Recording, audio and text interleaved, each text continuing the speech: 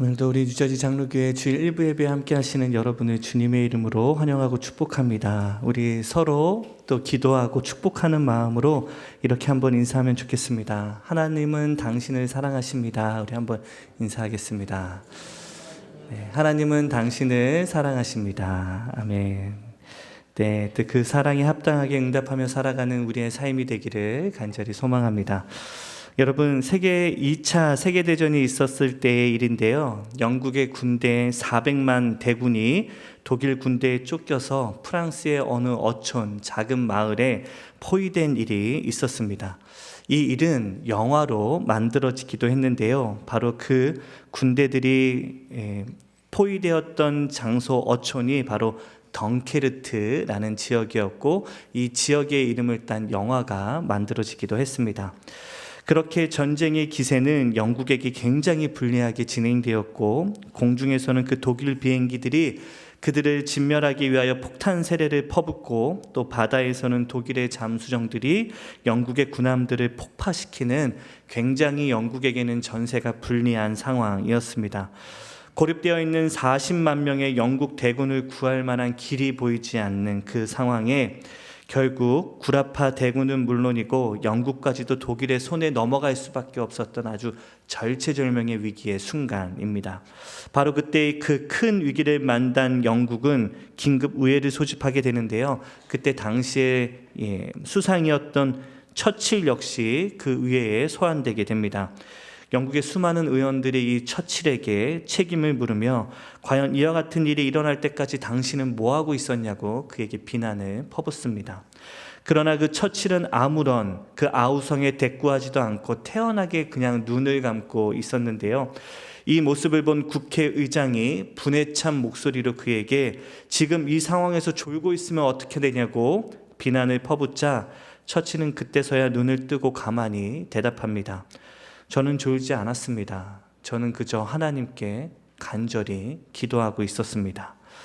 그리고 이때 영국의 왕실과 처칠 수상은 이와 같은 모든 논쟁을 다 그치고 주님 앞에 나아가 기도하자라는 것을 선언하게 되는데요.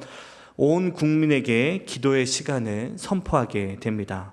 바로 이 시간 하루 동안은 전 국민이 모든 일손을 멈추고 그저 하나님께 부르짖어 기도하자는 국가 기도의 날을 선포한 것입니다.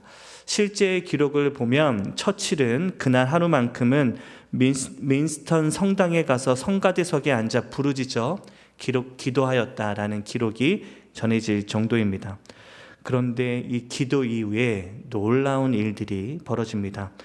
포위되어 있던 영국군이 있던 곳에 갑자기 폭우가 쏟아지기 시작한 건데요. 그러자 그들을 포위하고 있었던 독일의 전차들은 진흙에 빠져서 무용지물이 되고 폭우와 짙은 안개로 독일 전투기들이 그 지역에 뜰 수조차 없는 일들이 일어납니다.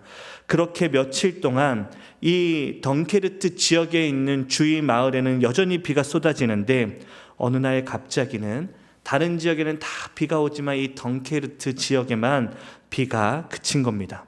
이때 영국군은 이때다 싶어서 모든 군함과 개인 민영보트를 다 동원하여서 고립되어 있던 40만 대군을 다 안전지대로 옮깁니다. 그리고 그때 비가 다 그치고 나서 독일 군대들은 그 덩케르트를 공격하여 그들을 진멸하라고 하였지만 이때에는 이미 이 40만 대군이 그 지역을 다 떠난 이유였습니다. 그렇게 영국은 다시 기세를 잡게 되고 재편성되면서 승기를 잡아 남은 전투에서 연승을 하게 되고 마침내 히틀러를 격파하는 쾌거를 거두게 됩니다. 도무지 돌파할 길이 보이지 않던 상황에 기도하였고 사방에 우겨쌈을 당하였던 그때에 하나님께서는 기도할 때 하늘 길과 문을 여셔서 그들을 구원해 주셨다라는 이야기입니다. 사랑하는 예배자 여러분, 우리의 삶에도 이와 같이 새로운 시작을 눈앞에 두고 있었지만 모든 것이 막막하게 길이 막혀 있는 절체절명의 위기의 순간을 만날 때가 있습니다. 그럴 때 하나님께서는 하늘길을 내어주시면서 하나님의 손길을 통해 우리를 구원해 주시는데요. 오늘 본문에 기록되어 있는 이스라엘 백성들이 겪고 있던 고난이 그랬고 또 그 자리에서 그들을 구원하시는 하나님의 손길이 그랬습니다. 오늘 본문의 내용을 간략하게 살펴보면 이렇습니다. 오늘 본문의 내용은 이스라엘 백성들이 드디어 40년의 긴 광야 생활을 마치고 마침내 광야의 땅에 들어가야 하는, 가나안 땅에 들어가야 하는 그때에 하나님께서 주신 명령들이 기록되어 있는 말씀인데요. 그들은 40년의 광야 생활을 끝내고 마쳤고 이제는 가나안 땅을 눈앞에 두고 있었지만 그들 앞에 강력한 장애물이 가로막고 있었습니다. 바로 우리가 잘 알고 있는 요단이 그들을 가로막고 있었는데요. 분명 그들은 광야의 생활을 끝내고 다시 가나안 땅에 들어가야 하는 절체절명의 귀하고 복된 순간이었지만, 그들의 역사에는 분기점이 되는 시간이었지만, 이스라엘을 향한 하나님께서는 그 위기 가운데, 요단을 눈앞에 두고 있던 그 위기 가운데 이 위기를 극복할 수 있는 길을 그들에게 말씀해 주십니다. 우리 오늘 본문의 시작전인 1절의 말씀을 우리가 다시 한번 한 목소리로 읽겠습니다. 시작. 또 여호수아가 아침에 일찍이 일어나서 그와 모든 이스라엘 자손들과 더불어 시딤에서 떠나 요단에 이르러 건너가기 전에 거기서 유숙하니라. 여호수아에게 새로운 시작을 알리는 아침이 시작되었다라고 오늘 본문이 기록되는데요. 여러분, 이 시점이 굉장히 중요합니다. 그리고 오늘 본문에 기록되어 있는 아침에 일찍이 일어났다라고 할 때 이 아침이라는 시기가 굉장히 중요한데, 여기에 언급되고 있는 이 아침이라는 단어를 원어로 보게 되면 보케르라는 단어를 사용하는데요. 이 단어는 아침 중에서도 새벽 미명이 밝아오는 그 찰나에 어둠이 걷히는 그 순간을 의미하는 단어입니다. 단순히 아침이라는 환한 의미의 단어가 아니라 새 밝은 빛이 올라오면서 그 전에 있었던 어둠이 몰아가는 그 찰나를 설명하고 있는 단어가 오늘 이 보케르라는 단어인데요. 마치 이른 아침부터 일어나 그 바닷가에 나아가 일출을 보기 위하여 그 일출이 일어나는 순간을 기다리며 그 순간을 바라보았던 그 벅찬 마음과 같이 오늘 이 보케르라는 단어는 새로운 시작을 알리며 어둠이 걷히는 그 찰나의 순간을 설명하고 있는 말씀입니다.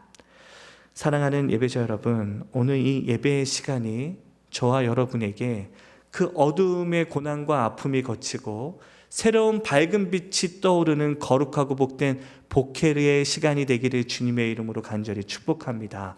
우리의 삶과 우리의 이 예배와 우리의 이 기도의 자리가 우리의 마음과 영혼 안에 있던 그 어두움이 거쳐지고 밝은 새 아침에 태양이 떠오르는 것처럼 우리 안에 참된 소망과 위로가 다시 떠오르는 오늘 이 복된 기도의 자리, 예배의 자리가 되시기를 주님의 이름으로 간절히 축복합니다. 여러분, 바로 이 시간의 교차점에 이스라엘은 약속의 땅, 가나안 땅을 향해 나아가게 되는데요. 오늘 본문의 말씀을 보시면 그들은 시딤을 떠나 요단으로 나아가고 있음을 이야기합니다. 여기서 떠나라고 번역된 단어 역시 나사라는 단어인데요.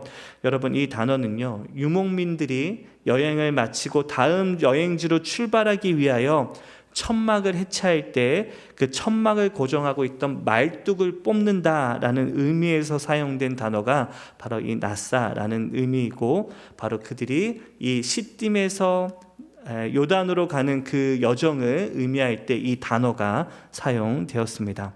그러니까 이스라엘 백성들 역시 이 시딤에서 거주하고 있던 천막을 걷고 새로운 땅을 위하여서 가나안을 향하여 나아가기 위하여 그들의 말뚝을 뽑아 가나안으로 이동하고 있음을 이 단어를 통해 설명하고 있는 겁니다. 그런데 여러분, 오늘 본문에 기록되어 있는 이들이 떠나 요단으로 떠나야 하는 그 지역이 어느 지역이었습니까? 바로 시딤인데요. 여러분, 이 시딤은 또한 어느 땅이었습니까? 여러분, 민수기 25장을 보시게 되면 이스라엘 백성들이 모압의 여인들과 간음하여서 하나님의 심판을 받아서 수천 명이 하나님의 심판 가운데 죽음을 당하였던 자리가 바로 이 시딤이었습니다. 하나님의 심판을 당하여서 불순종과 그 거역으로 인하여 하나님의 심판을 받았던 그 실패와 수치의 땅이 바로 시딤이었는데요.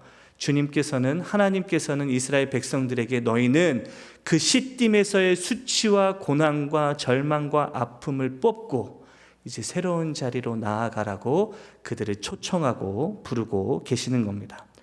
즉 여러분, 오늘 본문에 이스라엘이 시딤을 떠나 요단강으로 나아가는 이 행렬은 단순히 장소의 이동만을 뜻하는 것이 아니라 그들 안에 있었던 과거의 실패와 죄악과 절망과 낙심과 고난을 다 내어 던지고 이제는 그 말뚝을 다 뽑아 새로운 역사 가운데, 새로운 하나님의 인도하심 가운데 나아가는 영적인 의미를 담고 있는 도전의 말씀입니다.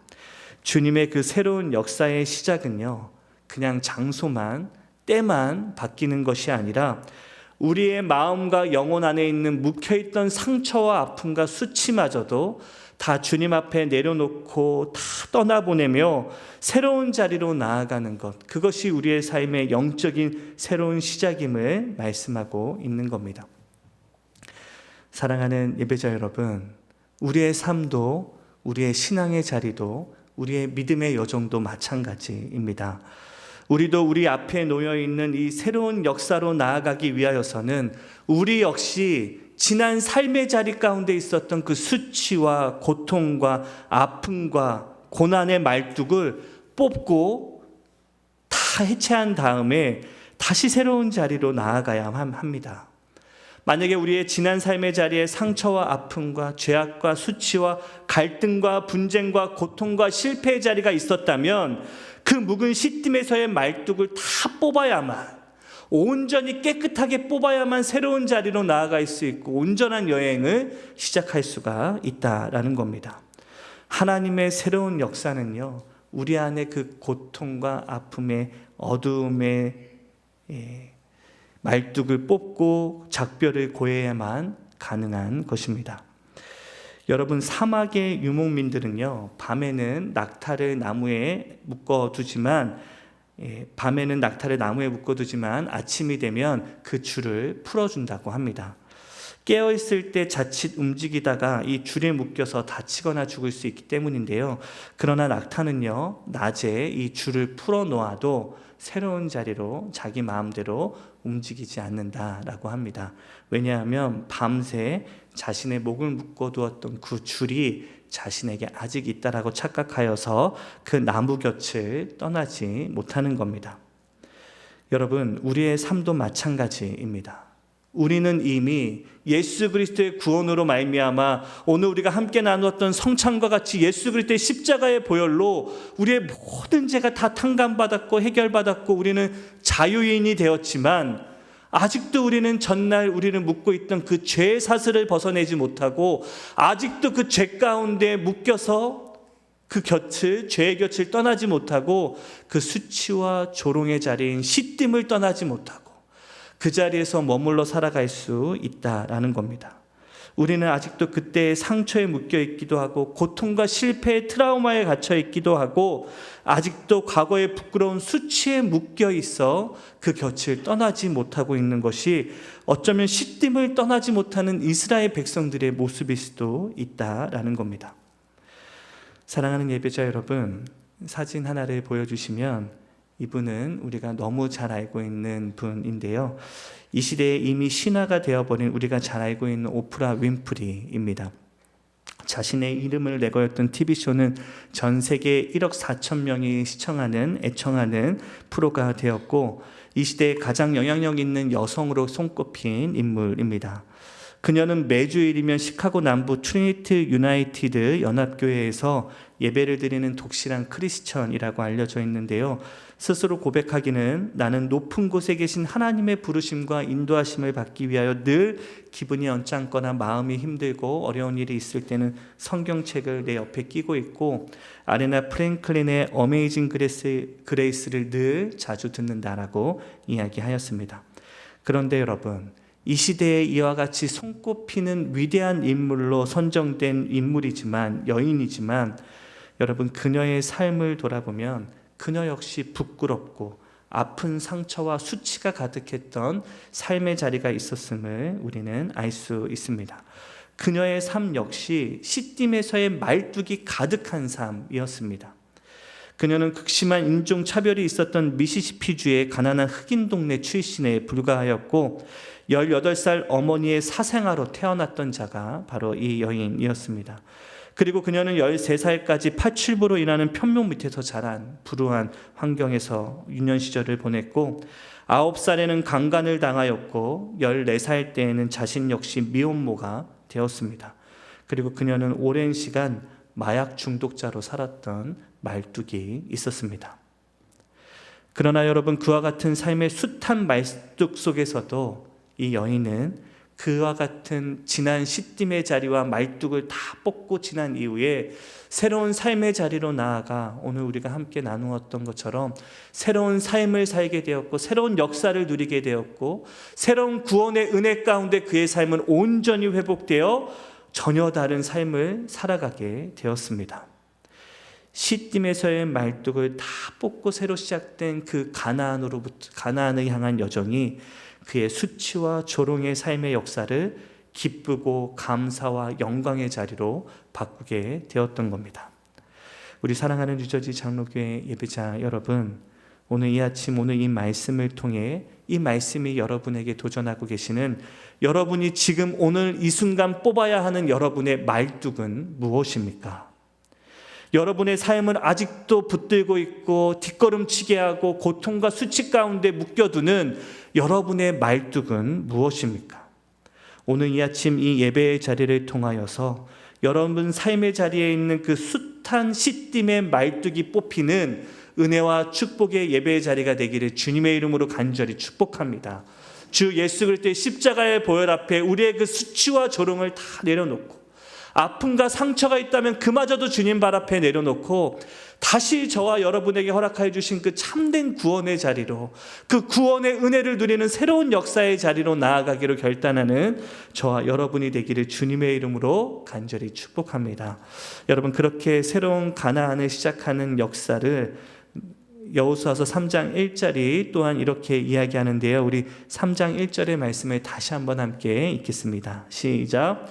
또 여호수아가 아침에 일찍이 일어나서 그와 모든 이스라엘 자손과 더불어 시딤에서 떠나 요단에 이르러 건너가기 전에 거기서 유숙하니라.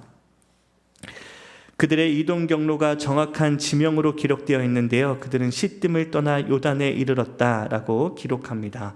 시딤으로부터 떠난 요단에 동착하였지만 그들은 잠깐 그곳에 머물면서 결국 요단강을 건널 준비를 하고 있었는데요. 바로 오랜 광야의 생활을 이제는 청산하고 새로운 가나안 땅의 역사로 나아가기 위하여 이제 눈앞에 있는 이 요단강만 건너면 새로운 역사가 시작되게 되는 겁니다. 그런데 여러분, 이 시작이 어땠습니까? 이 요단은 어떤 강입니까? 만만치 않은 현실입니다. 그들이 건너야 하는 요단강은요, 홍해 못지않게 깊은 강가였고 당시 요단강의 모습을 오늘 본문의 말씀에서 더 생생하게 묘사하고 있는 것을 보게 되는데요. 오늘 본문의 전반적인 내용을 보시면 이 이스라엘 백성들이 이 요단을 건너가야 하는 시점은 열매와 곡식을 거두는 추수의 시기였기 때문에 우리가 알고 있는 그 흔히 늦은 비가 내리는 봄비가 굉장히 많이 내리는 시기였습니다. 그리고 북쪽에서는 이제 봄이 되어서 헐물산의 그 얼음이 녹아서 이 강가로 흘러드는 시기였기 때문에 강가에서 흘러드는 그 헐몬산의 물과 또 그 봄비가 얽혀져서 이 팔레스타인 지역에 있는 요단강이 범람하기 시작하는 시기가 바로 이때였습니다. 그래서 수심이 굉장히 깊었을 뿐만 아니라 강폭은 넓었고 유속은 굉장히 빠른 시기가 이때였습니다. 그래서 솔직히 이때에는요, 사람의 힘으로, 사람의 능력으로 이 강을 건너가는 것은 거의 불가능한 때였습니다. 그런데 여러분, 이스라엘은 바로 이와 같은 범람하는 요단강가 앞에 서 있습니다. 마치 제2의 홍해를 만난 것처럼 그의 인생은 다시 절망과 낙심과 위험과 고통으로 가득합니다. 여러분, 우리의 인생의 자리도 마찬가지입니다. 큰 고비를 넘겼다라고 생각했는데 또 다른 요단강이 늘 우리의 삶에 있습니다. 이제는 그만 그치고 40년 동안 고난의 시간을 지났으니 이제는 내 삶에 평안과 위로만 가득할 것 같지만 우리의 삶에는, 성도의 삶에는 늘 이와 같은 제2의 홍해가 있고 눈앞을 가로막는 요단이 우리를 가로막고 있는 것이 현실입니다.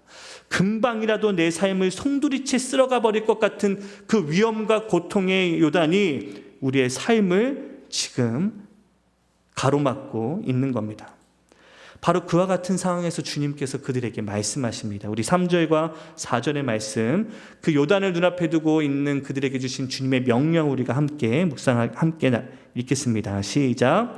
백성에게 명령하여 이르되 너희는 내 이스라엘 제사장들이 너희 하나님 여호와의 언약궤를 매는 것을 보거든 너희가 있는 곳을 떠나 그 뒤를 따르라.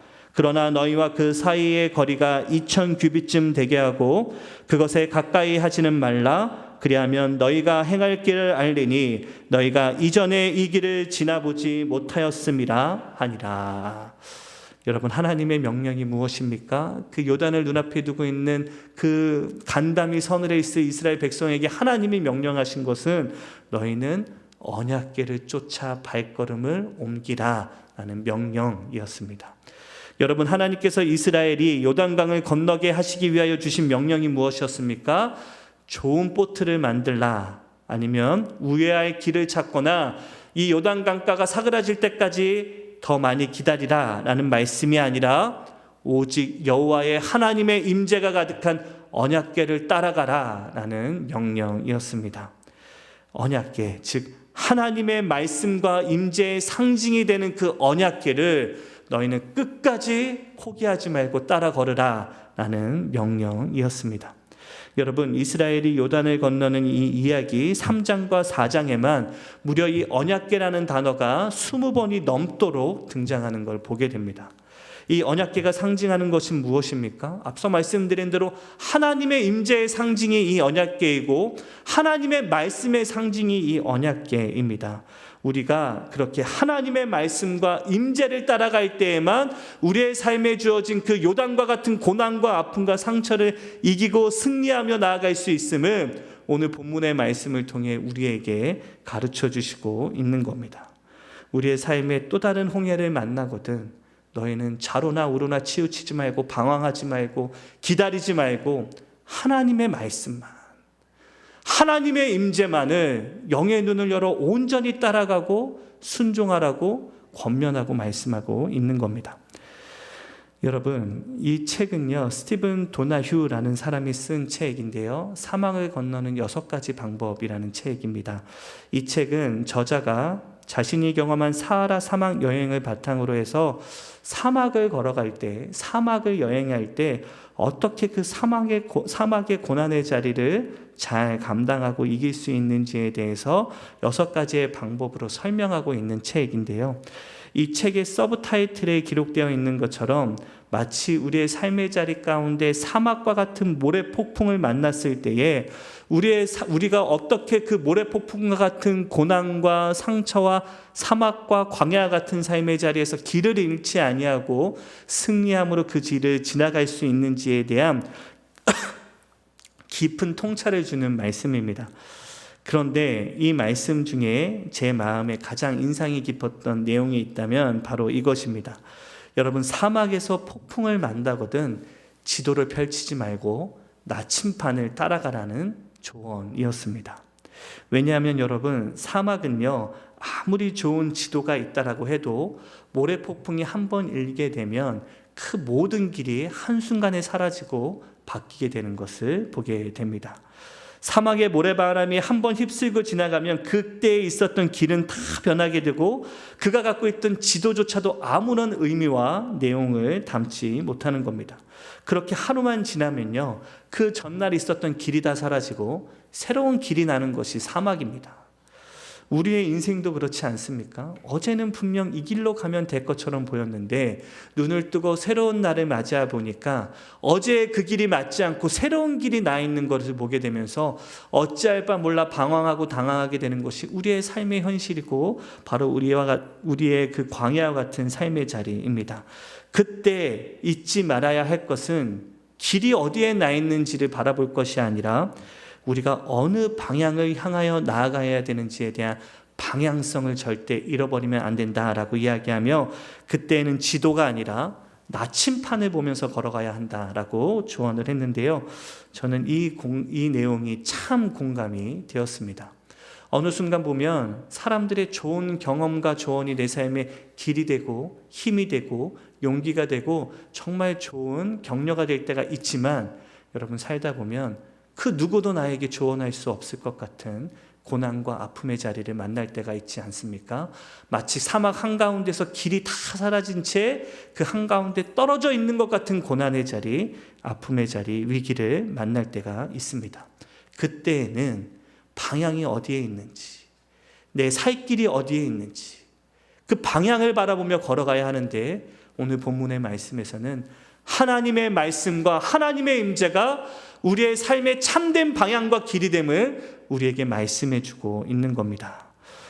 사랑하는 우리 예배자 여러분, 사순절을 보내며 주님의 그 십자가의 고난을 묵상하고 있는 이 시간, 우리의 그 시선이 오직 우리 구주 예수 그리스도의 십자가를 바라보며 그 십자가의 구원의 은혜만을 향하여 걸어가며 바라보며 나아가는 저와 여러분의 거룩하고 복된 우리의 사순절의 삶의 자리가 되시기를 주님의 이름으로 간절히 축복합니다.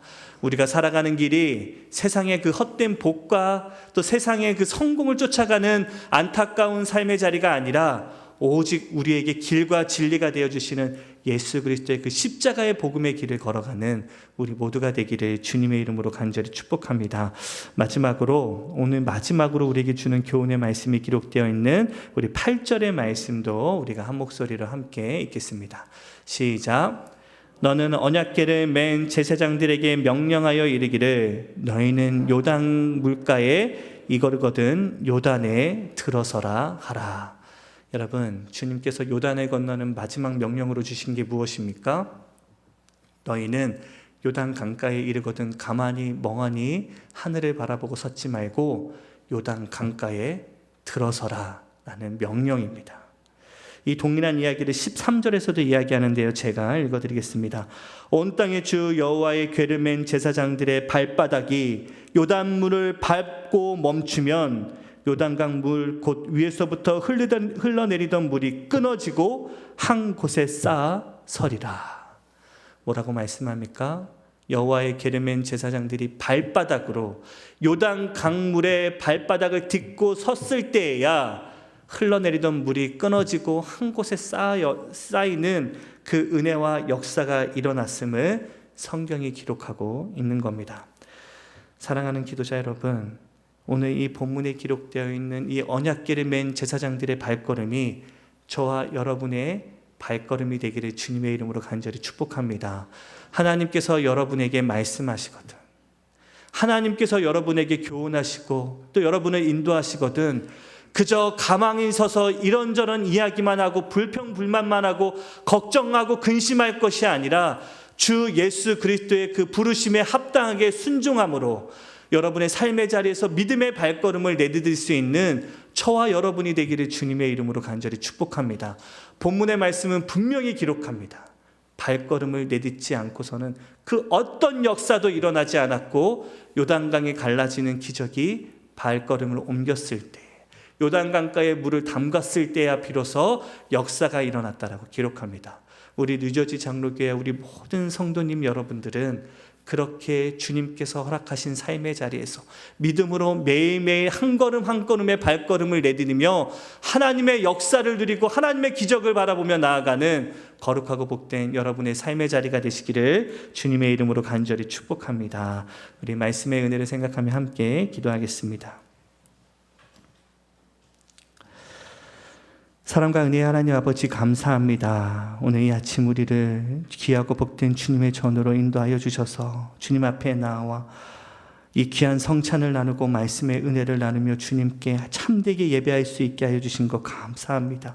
아버지, 새로운 역사를 바라보며 꿈꾸는 우리에게 주님께서 도전하신 말씀처럼 아버지, 우리의 지난날의 그 말뚝을 뽑고 수치와 조롱과 아픔과 상처를 내어놓고 이제는 새로운 가나안 땅을 향하여 발걸음을 옮기는 우리 뉴저지 장로교회 되도록 주님 인도하여 주시옵소서. 우리의 삶에 우리의 지난 역사 가운데 아픔과 상처와 수치와 안타까움의 모습들이 있었다라고 할지라도 아버지여 새로운 역사를 위하여서는 그 말뚝을 뽑고 주님과 함께 새로운 역사로 나아가는 거룩하고 복된 주님의 몸된 교회 되도록 주님 축복하여 주시옵소서.